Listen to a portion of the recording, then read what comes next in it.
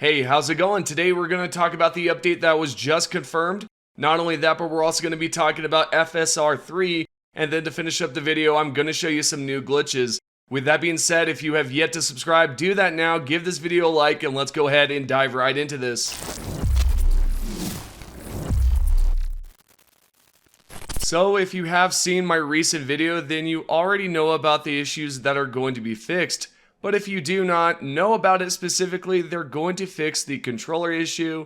Not only that, but they're also going to fix a problem with the good old finishers, because there is a problem there. You can actually successfully perform one. Not to mention, there is also an issue with Sonic Shock, but I have seen some of you say that it's supposed to be that way. Well, honestly, I couldn't tell you, because as of right now, there has nothing that's been said on the support site, but thankfully, one of you had commented in the last video letting me know that this is an issue and it's going to be resolved. For example, if you take a look on here, you can see that this is going to be a user named Mark Royale9251. He had this to say: because of Sonic Shock, I made a support request about the problem, and they responded that they are aware of this issue.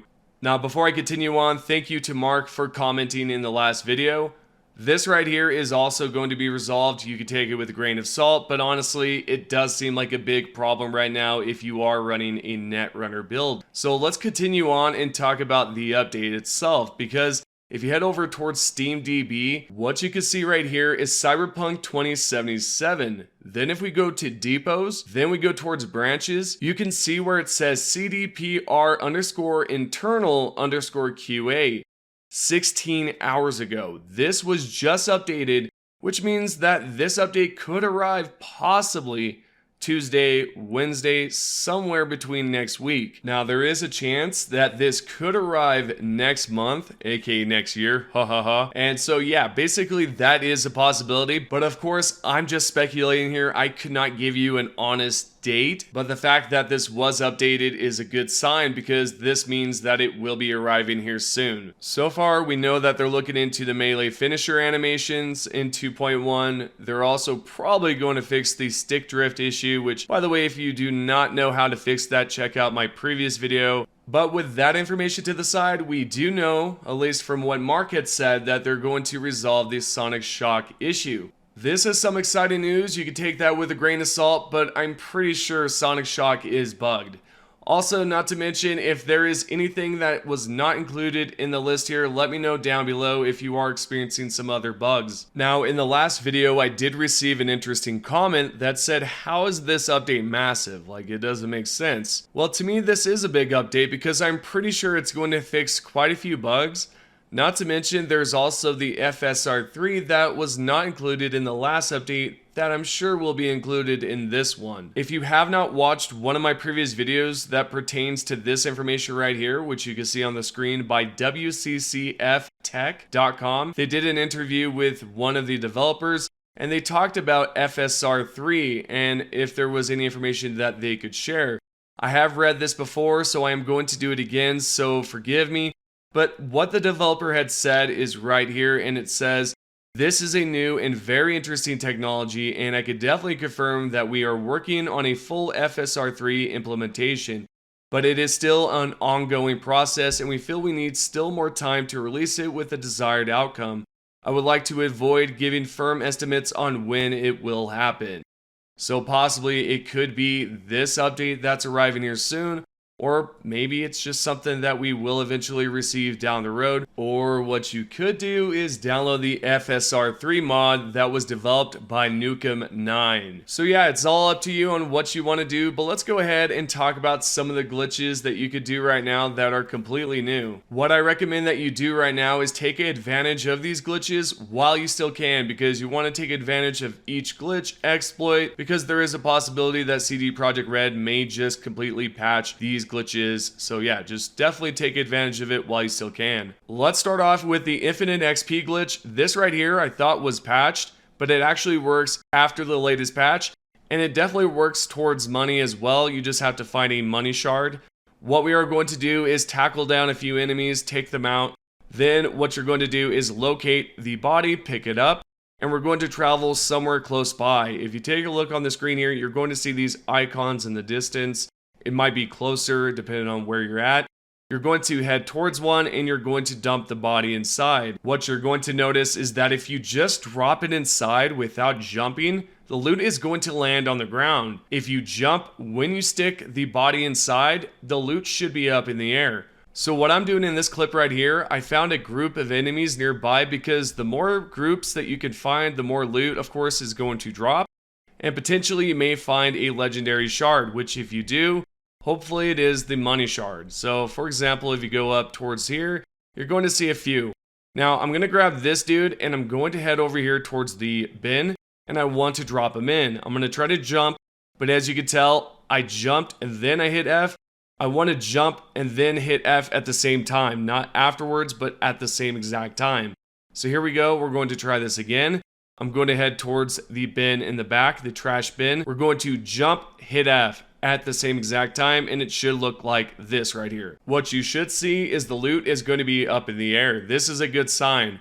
What I recommend is that you take one piece of the loot. So if there's 2 items, grab the first item and then run away.